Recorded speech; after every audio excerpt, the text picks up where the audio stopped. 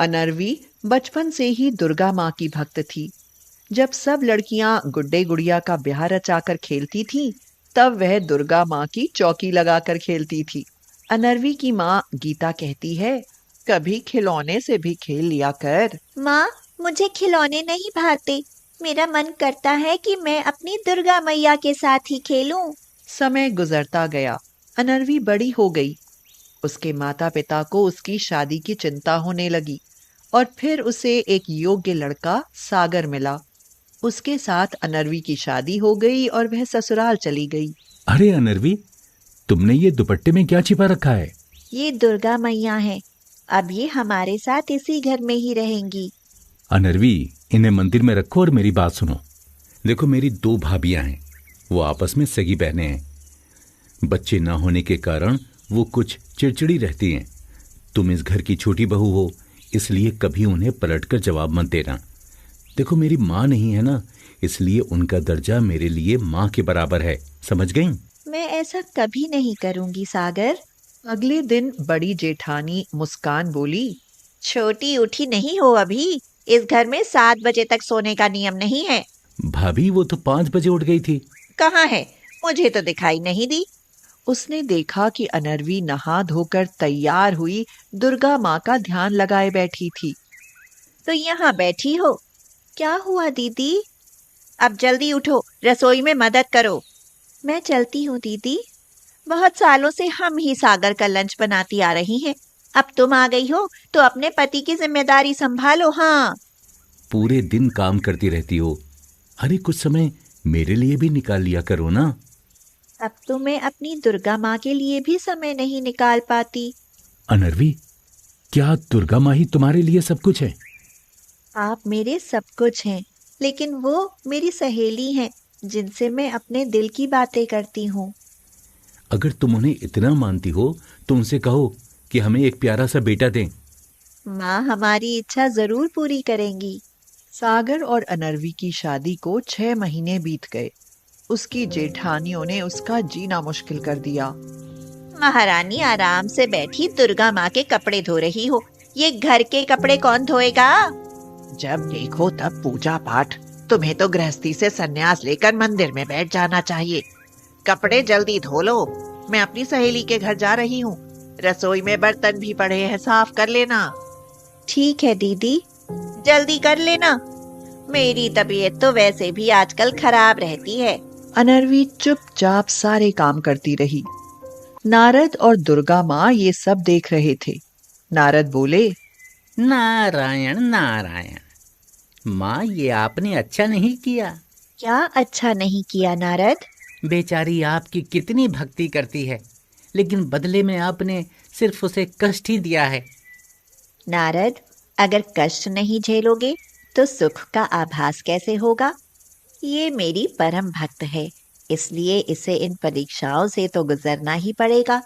तभी ये मेरे सुख देने का महत्व समझ पाएगी। आपकी लीला आप ही जान सकती हैं माँ। नारायण नारायण। अनर्वी उल्टियां कर रही थी, तभी सागर उसके पास आया और बोला, क्या हुआ अनर्वी? कुछ दिनों से मन ठीक नहीं रहता। कुछ खाती हूँ तो उल्टियां लग जाती हैं। शायद तुम माँ बनने वाली हो। अरे अरे, सुनते हो सब लोग? अनर्वी माँ बनने वाली है। मैं पापा बनने वाला हूँ। सागर और अनर्वी बहुत खुश थे, मगर मुस्कान और शिवानी जलने लगी। शिवानी बोली, दीदी, हमारी शादी को 3 साल हो गए, लेकिन हम माँ नहीं बन पाए और ये माँ बनने वाली है।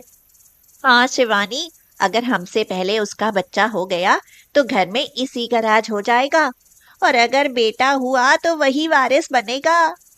हमें ये बच्चा इस दुनिया में नहीं आने देना चाहिए। हाँ, हम इसका गर्भ ठहरने ही नहीं देंगे।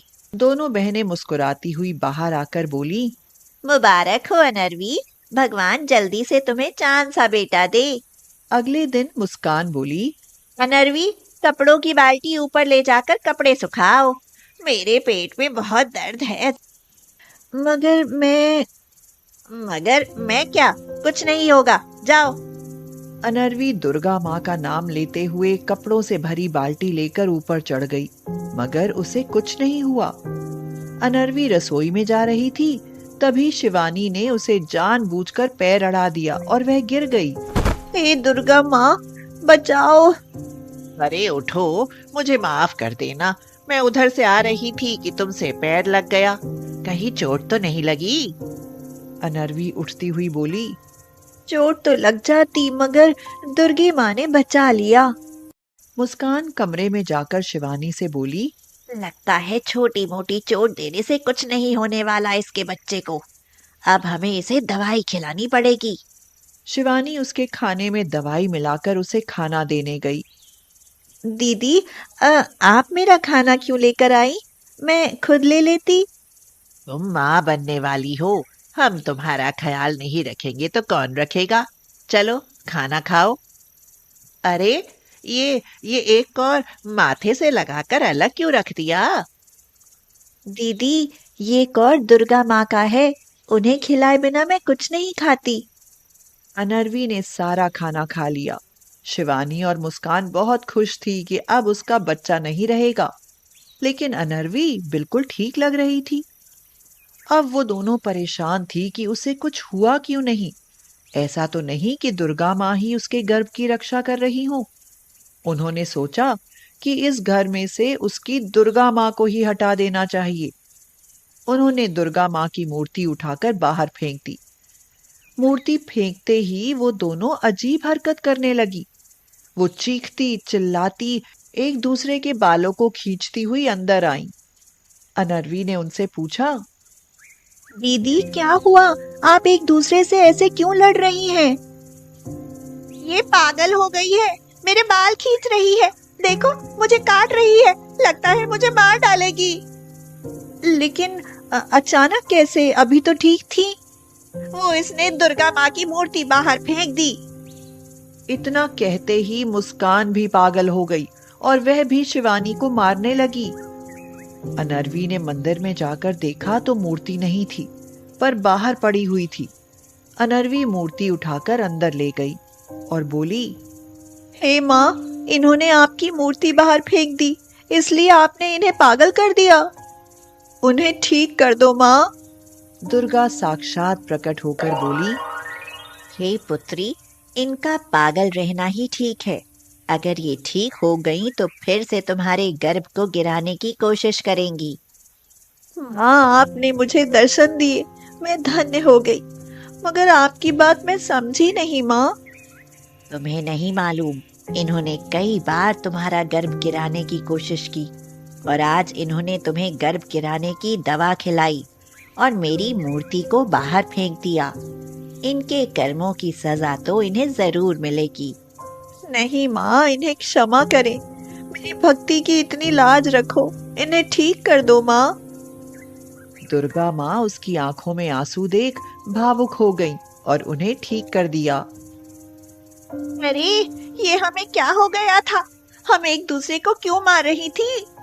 हाँ, याद आया, जब दुर्गा माँ की मूर्ति फेंकी तभी हमें कुछ होने लगा था। दीदी, आपने जो किया बहुत गलत किया, लेकिन मेरे कहने से दुर्गा माँ ने आपको ठीक कर दिया है। वो दोनों साक्षात दुर्गा माँ को देखकर चौंक गई और उनके पैरों में लेटकर माफी मांगने लगी। तुम दोनों ने एक गर्भवती बहू को सताया था, ये उसकी सजा थी। हमें माफ कर दो माँ, हम इसके गर्भवती होने से जलने लगे थे। तुम भी गर्भवती हो जाओगी, बस मेरी इस भक्त की तरह मेरी भक्ति करो। और ये कहकर वो अंतर्ध्यान हो गईं। देखा दीदी, मैंने कैसे अपनी भक्ति से अपने बच्चे को बचा लिया और आप भी ठीक हो गईं। तो अब वो तीनों प्यार से रहने लगी और कुछ दिनों बाद अनर्वी ने एक प्यारे से बेटे को जन्म दिया। सबने दुर्गा माँ को शीश झुकाए और धन्यवाद दिया।